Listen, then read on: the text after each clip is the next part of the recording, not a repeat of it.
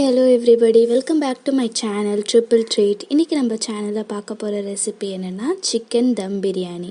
இது பண்ணுறதுக்கு இன்றைக்கி நான் ஒரு பெரிய பாத்திரம் எடுத்திருக்கேன்.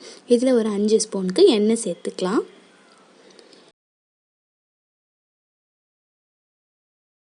எண்ணெய் காஞ்சதுக்கப்புறம் பட்டை, கிராம்பு, ஏலக்காய், பிரியாணி இலை எடுத்திருக்கேன், அதையும் சேர்த்துக்கிறேன்.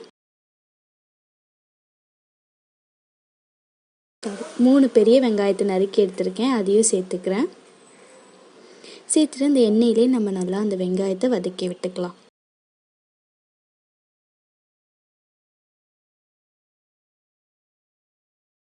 இப்போ ஒரு 3 பச்சை மிளகாய் சேர்த்துக்கலாம்.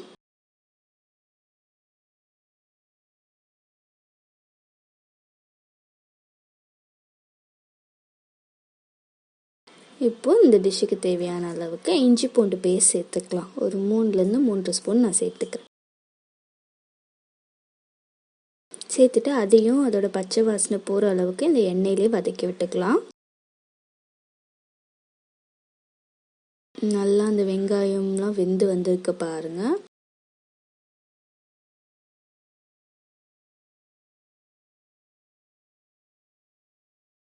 இப்போது இந்த ஸ்டேஜில் நான் 1 கப் தயிர் எடுத்திருக்கேன், அதையுமே இப்போ சேர்த்துக்கலாம். நம்ம எண்ணெயிலே தயிர் சேர்க்கறதுனால நம்ம புளிப்புத்தன்மை அந்த பிரியாணிக்கு ஃபுல்லாக கிடைக்கும். எக்ஸ்ட்ராவாக உங்களுக்கு லெமன் சேர்க்க வேண்டிய அவசியம் வராது. இந்த புளிப்புத்தன்மைக்காக தான் நான் இப்போ சேர்த்துருக்கேன். சேர்த்துட்டு ஒரு 2 ஸ்பூன் அளவுக்கு நான் காஷ்மீரி சில்லி பவுடர் சேர்த்துக்கிறேன். சப்போஸ் நீங்கள் நார்மல் சில்லி பவுடர் சேர்க்குறதா இருந்தால் கண்டிப்பாக மல்லித்தூளும் சேர்த்துக்கோங்க கூட. இது அந்த அளவுக்கு காரம் கொடுக்காது. நான் சேர்த்துட்டு இதையும் நல்லா வதக்கி விட்டுக்கிறேன். இப்போது நம்ம வாசனைக்காக புதினா கொத்தமல்லி சேர்த்துக்கலாம். இந்த அளவுக்கு சேர்த்துட்டு அதையுமே நல்லா வதக்கி விட்டுக்கலாம். வதக்கியாச்சு. இப்போ நான் அதே அளவு 3 பெரிய தக்காளியை சேர்த்துக்கிறேன். சேர்த்துட்டு அதையும் நல்லா வதக்கி விட்டுக்கோங்க. ஸோ இந்த தயிர் கூட இந்த தக்காளியும் மிக்ஸ் ஆகி நல்லா உங்களுக்கு புளிப்புத்தன்மை கிடச்சிரும். இப்போ நம்ம கொஞ்சமாக மஞ்சத்தூள், இந்த டிஷ்ஷுக்கு தேவையான அளவுக்கு உப்பு சேர்த்து நல்லா இதை கலந்து விட்டுக்கலாம்.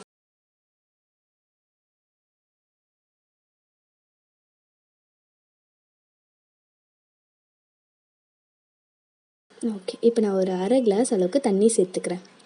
சேர்த்து இதை நல்லா கொதிக்க வைக்க போகிறேன். நான் இன்றைக்கி 2 கிளாஸ் பாஸ்மதி ரைஸ் எடுத்திருக்கேன். அது கரெக்டாக ஒரு 1/2 கிலோ. நீங்கள் எத்தனை கிலோ எடுக்கிறீங்களோ ஃபஸ்ட் நீங்கள் அதை ஒரு கிளாஸில் அளந்து பார்த்துக்கோங்க. அப்போ தான் நம்ம தண்ணி ஊற்றுறதுக்கு கரெக்டாக இருக்கும். ஸோ கூடையோ குறையோ நம்ம தண்ணி ஊற்றிட்டோம் அப்படின்னா நமக்கு பிரியாணியே ஸ்பாயில் ஆகிடும். ஸோ நம்ம கரெக்டான அளவுக்கு தண்ணி ஊற்றணும். அதுக்காக அளந்துக்கோங்க. நல்லா இது கொதிச்சு வந்திருக்கு. இன்னும் கொஞ்சம் லைட்டாக சுண்டி கொதிக்கட்டும். நல்லா கொதிச்சிடுச்சு. இந்த ஸ்டேஜில் நான் 1/2 கிலோ சிக்கன் எடுத்திருக்கேன், அதையும் நான் சேர்த்துக்கிறேன். சேர்த்துட்டு இதை இந்த தண்ணியிலே நல்லா இந்த மசாலா கூட கோட் ஆகுற மாதிரி வதக்கி விடுங்க.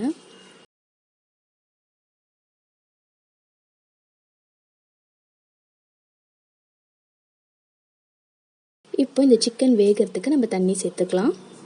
ஒரு 3 கிளாஸ் அளவுக்கு தண்ணி சேர்த்துக்கிறேன். மொத்தமாக நம்ம 2 கிளாஸ் எடுத்துருக்கோமா அரிசி. ஸோ 4 கிளாஸ் தண்ணி ஊற்றணும் இல்லையா, அதுக்கு நான் 3.5 கிளாஸ் இப்போ ஊற்றிருக்கேன். 1/2 கிளாஸ் அளவுக்கு நான் தயிர் சேர்த்ததுனால நான் அந்த தண்ணி சேர்க்கலை.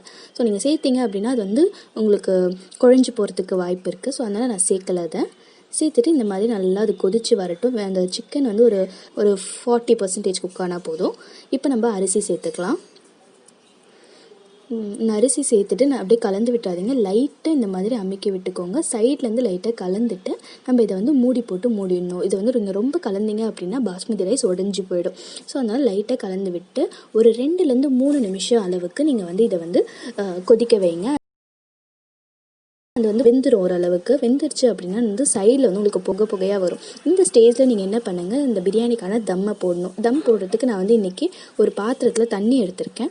இந்த தண்ணியை நான் இதுக்கு மேலே வச்சுட்டு மீடியம் ஸ்பீடில் தான் இவ்வளோ நேரம் நான் செஞ்சுட்டு இருந்தேன் பாருங்கள். இதுலேருந்து சிம்முக்கு நான் இதை மாற்றிக்க போகிறேன். சிம்மில் வச்சுட்டு இதை ஒரு 15 மினிட்ஸ் அளவுக்கு தம் போட போகிறேன்.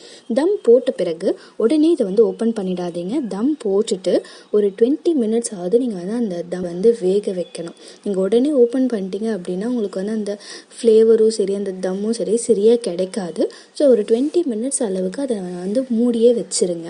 முடிச்சுட்டு இப்போ வந்து நல்லா எனக்கு நான் 20 மினிட்ஸ் ஆனதுக்கப்புறம் இப்போ இதை ஓப்பன் பண்ணுறேன்.